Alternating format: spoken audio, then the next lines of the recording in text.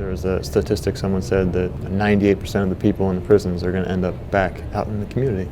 They're not getting what they need, and they're getting put in too easily. You know, it's easy to see people as statistics, something other than human. You know, and when you sit in a circle and you look people in the eye, you see beyond a choice. You see a full story.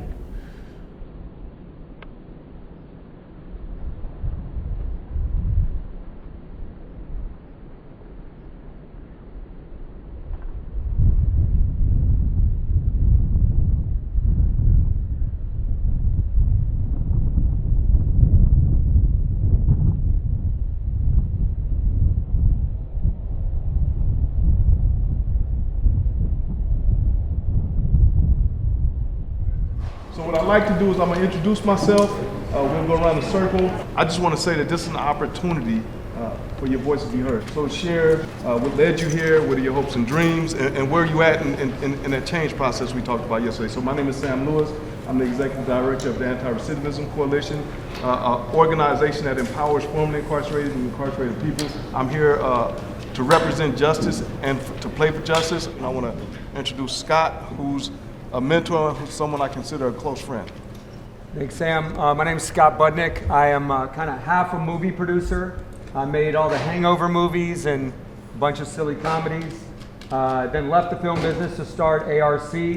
Turned it over to Sam because I really believe that an organization that is about folks who are formerly incarcerated should be run by folks that were impacted by the system. So Sam's now the CEO of the organization, and I left to start a film company, and we just made our first film, Just Mercy, that's being released by Warner Brothers on the 10th of January, starring Michael B. Jordan, Jamie Foxx, Brie Larson, and about the incredible heroic work of Bryan Stevenson. All of our actors are involved in this, not because they just wanted to be in a film, because they want to make impact and they want to shed a light on who's behind our prison walls and create a much fairer justice system. So I'm honored to be here.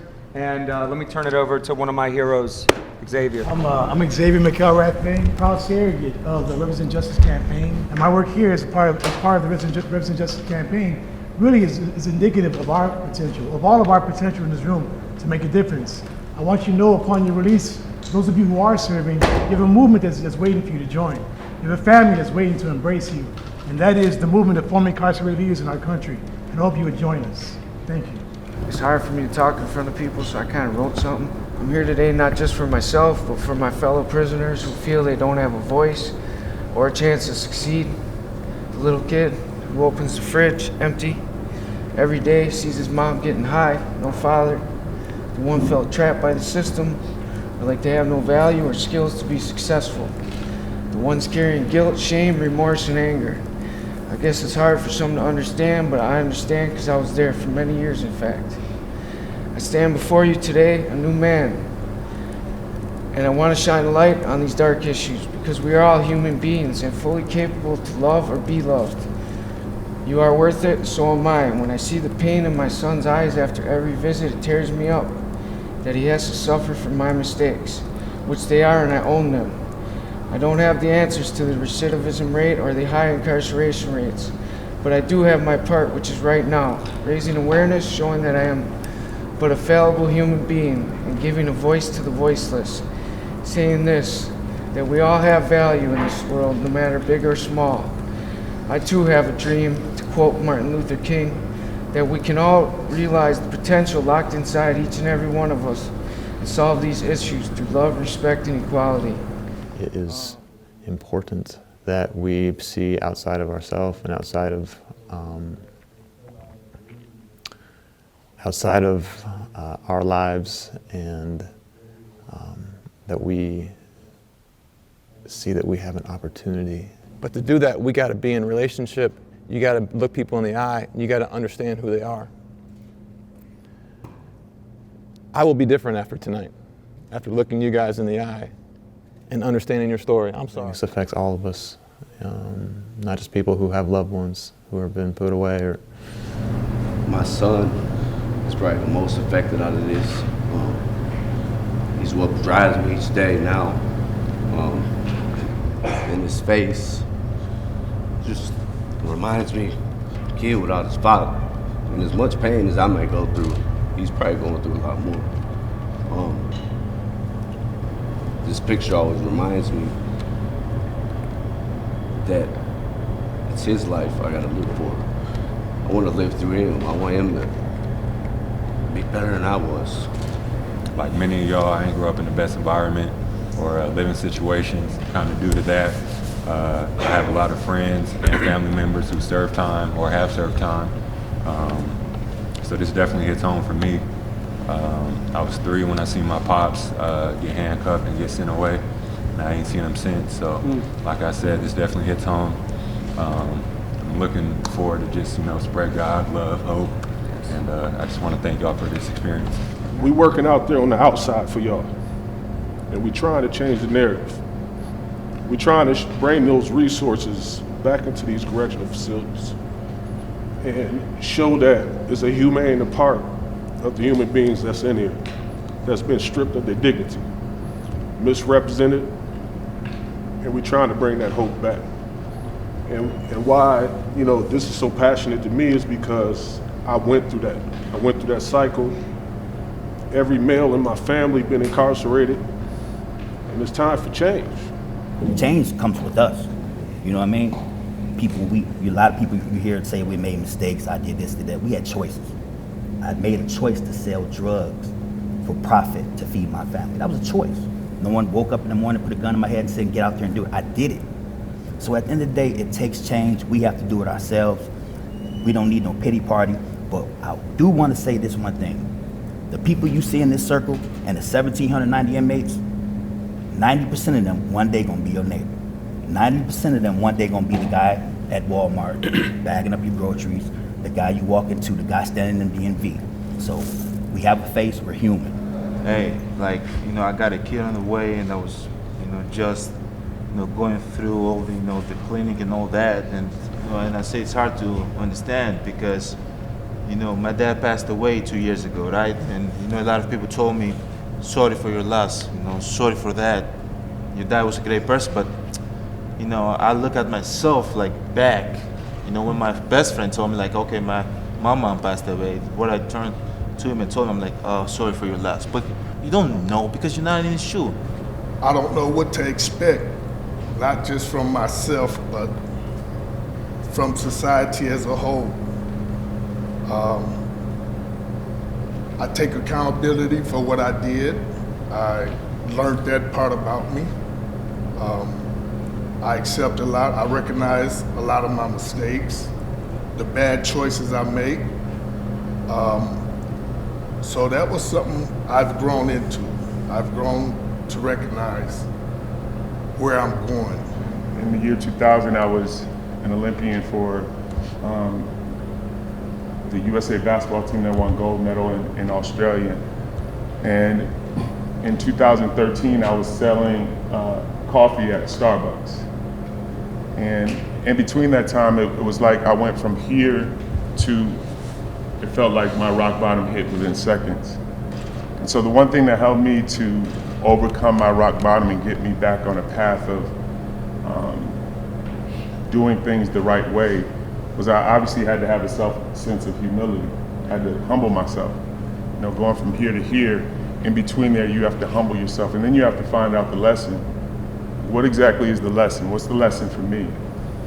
And when I found out the lesson for me was, one, be healthy. And then I have kids, I have children that need to see me healthy. And then I have a community, I have a testimony that can help save someone else's life.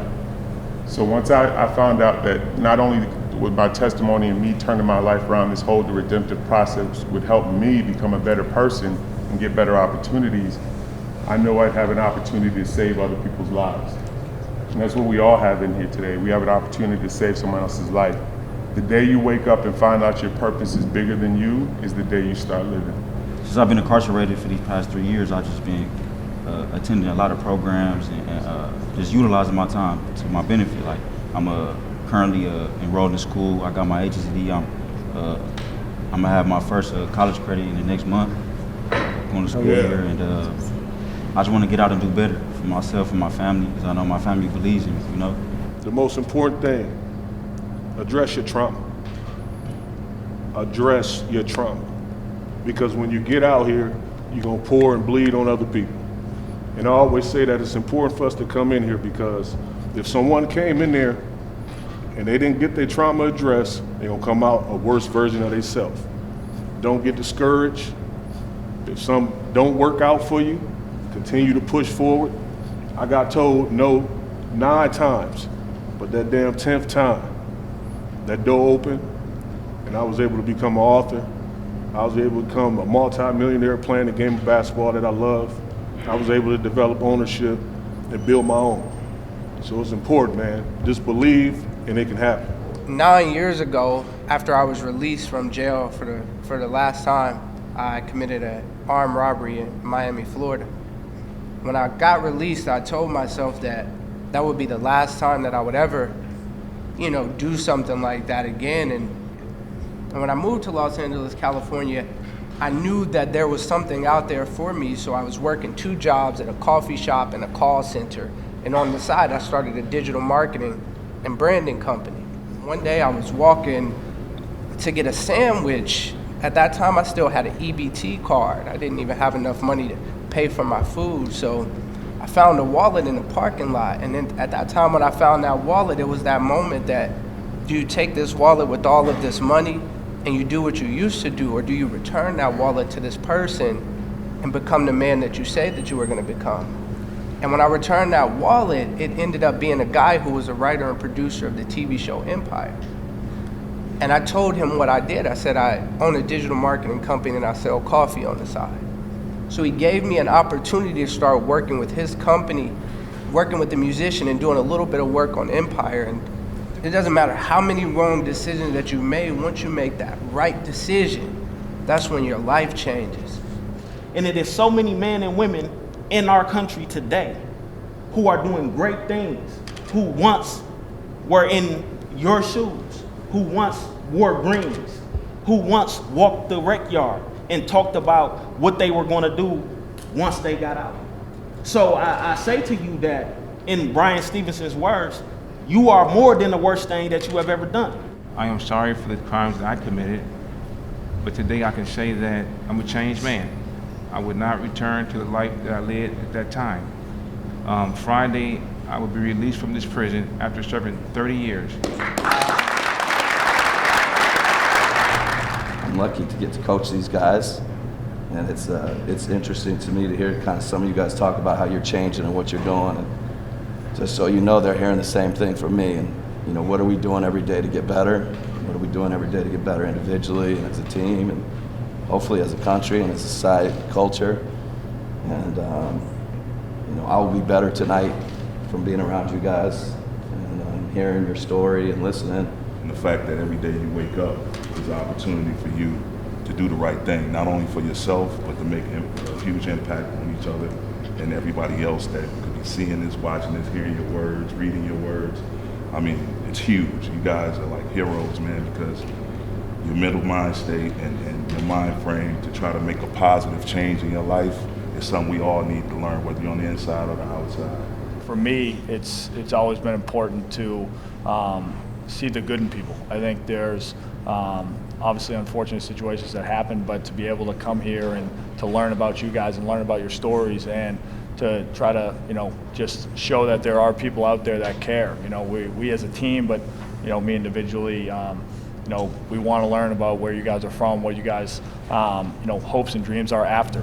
I thank you guys for sharing, because I know sometimes that's the biggest thing, is to talk and to share your story, because you want to feel like that you're way down here. But best believe, man, you're not by yourself. Everyone going through their struggles. Just because you're in here don't mean that you're alone. I respect all you guys.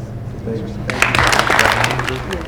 Do you guys mind telling us what you're about to do? I'm about to give them some shoes. I'm about to play a game. About to get them ready for the game. So, yeah.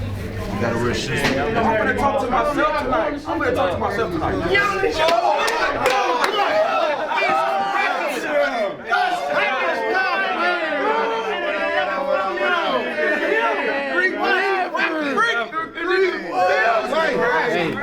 Hey, you guys are about to play a basketball game, right? Yeah, that's what we do. You guys do, huh? That's what we do. That's why I brought some shoes for you guys, man. We're gonna play a basketball game with no shoes, man. So you guys. These joints clean. These joints out. And who will give me triple double tonight? Man, Triple. I'm working out. Give you a double double. Wait on 3, y'all. Come on, 1, 2, 3. Win! There you go. Oh, the land of the free.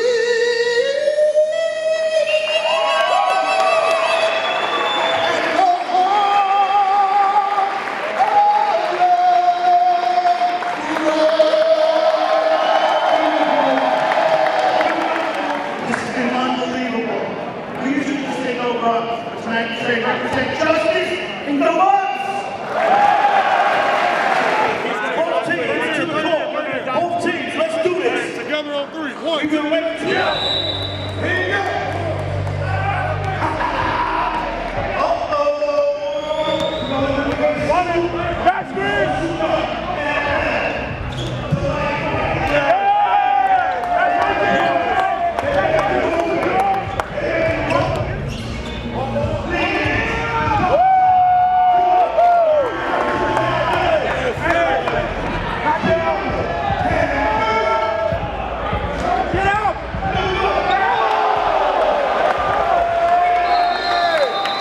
This day was really special for them.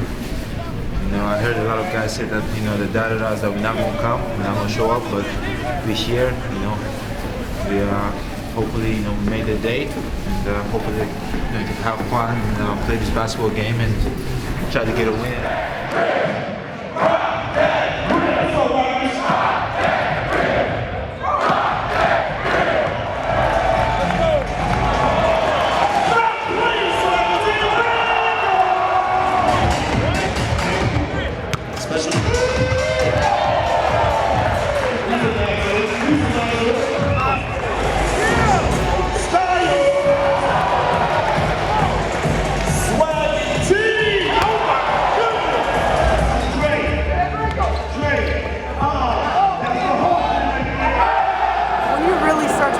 On what just happened today, how would you describe it? Amazing. You know, as I said, like things like this don't happen for them every day. You know, just being in the position that we have in the platform that we have, to be able to provide a day for them like this, give them a smile, a reason to smile, a reason to, you know, better themselves, a reason to, you know, look forward. It's amazing. You know, God put us in a position like that we can help people. And what can I say? I think they have fun, and we're happy that we're able to, you know, give them some joy. What do you hope that this event does for the men in this room, and for, I guess, awareness to criminal justice reform, or any of the cause that they're really pushing forward? No, I think this event, you know, definitely help these people that we care about them. We're here to listen. Like, we could be in our home, you know, just sitting on our couch, watch TV. We had a game yesterday, you know, but we're here for them. The Milwaukee Bucks are here to listen to the stories, and we're going to try to help in any way we can. And you know, whenever they need help, the Milwaukee Bucks are here for them.